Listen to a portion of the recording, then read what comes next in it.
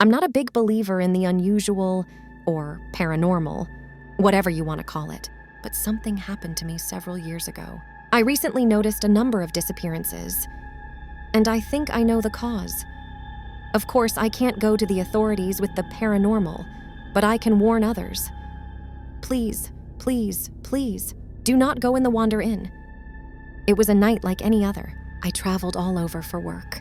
I took a flight to whatever region I was assigned to, and from that point, I rented a car. On that night, I found myself on a lonely stretch of highway in the middle of the southwestern desert. I was far from civilization.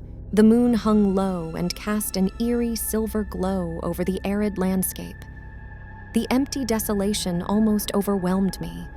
My only company was the rhythmic hum of my car's engine and the howling wind that seemed to whisper through the car's glass.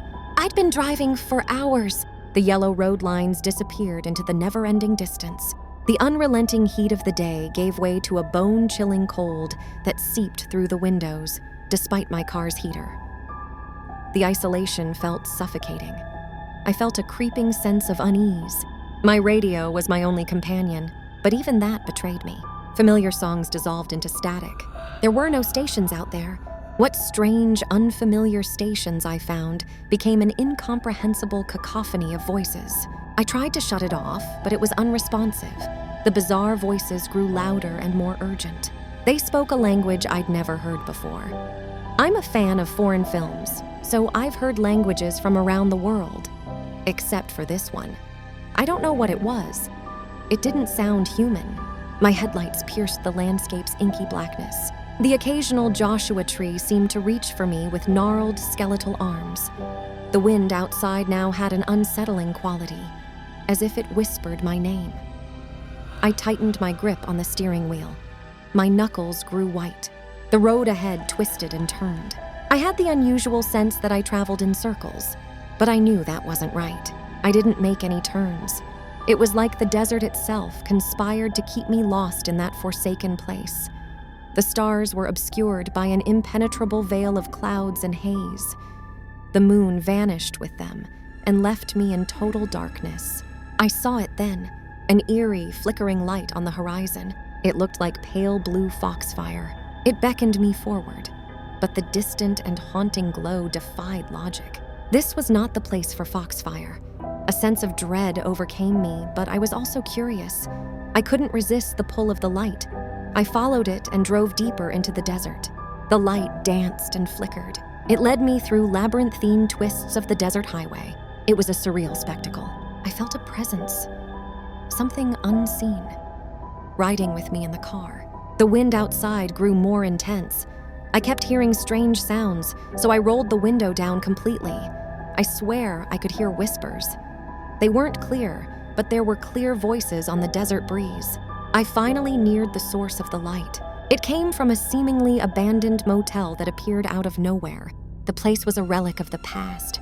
The broken neon sign cast an eerie, pulsating glow that bathed the entire area in an otherworldly light. I couldn't see any cars anywhere. I pulled into the parking lot. My heart pounded as the wind had grown into a furious gale that rattled the car's windows. The motel's exterior was faded and peeling, its windows covered in a thick layer of dust and grime. A feeling of foreboding washed over me as I approached the front door. The motel's lobby was as eerie as the exterior. Of course, it was utterly empty. The flickering fluorescent lights cast long, distorted shadows on the faded wallpaper. The reception desk was deserted. An old, yellowing guest book lay open, its pages filled with indecipherable scribbles. It almost looked like the former guests had spoken a strange, Cyrillic language, but I was in Arizona. The lobby's air was heavy with a musty, damp odor that made my skin crawl. It was the desert. Nothing was musty and damp in the desert, at least nothing I'd seen before at the motel. The walls seemed to close in around me, and the hallway stretched endlessly, with countless doors leading to who knew what. I heard whispers, unintelligible and maddening as they radiated from behind the closed doors. The door to room 13 stood ajar. The feeble lights flickered within. I pushed it open to reveal a dimly lit room, its walls adorned with strange symbols and occult drawings. In the center of the room, a tattered journal lay open on the floor, its pages filled with frantic, rambling entries. Whispers grew louder as I approached the journal. They formed a chilling chorus of spectral voices. Something was in there with me. A shadowy figure lurked in the corner of my vision. The journal's pages slowly turned on their own, as if guided by an unseen hand. It looked like someone had written, "Don't look," 1,000,000 times. Some entries were cursive, some print, and some scrawled. It made no sense. Don't look at what? At who? What was I not supposed to see? That final entry sent a shock of terror through my body. "Leave this place before it claims your soul." The words on the page pleaded. It dawned on me that maybe I wasn't supposed to look at whatever that thing was in the corner of my vision. Maybe something would happen if it actually appeared in view. The next page said, "He sees you." I felt the room change. The air grew frigid. I could see my breath. The lights began to flicker. The next page read, "He's going to touch you." I felt a massive, heavy hand rest on my shoulder. Thankfully, my body unfroze. I fled from the room with a growing sense of impending doom. Everything was wrong in that entire place. The motel warped and shifted as I panicked. The whispers grew more insistent, as though they sought to ensnare me in their malevolent embrace. I raced back through the lobby. My heart pounded as I rushed out to my car. It was just in time.